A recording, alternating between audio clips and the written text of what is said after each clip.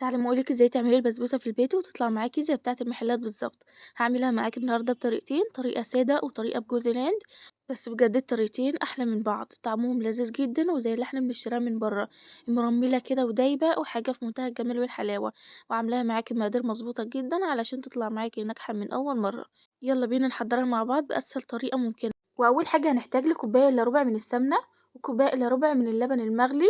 ومعانا كوباية إلا ربع من السكر، وهننزل بكيسين من الفانيليا، معلقتين كبار من عسل الجلوكوز طبعًا علشان يضبط السكر بتاع البسبوسة، ولو مش متوفر عندك ممكن تستغنى عنه خالص، وهنقلب المكونات دي كلها مع بعض لغاية لما كله يندمج مع بعضه والسكر يدوب معانا تمامًا هو عسل الجلوكوز، وبعد كده هننزل عليهم بنص كيلو من دقيق السميد اللي هو دقيق البسبوسة الناعم، ده طبعًا بيتباع عند العطار،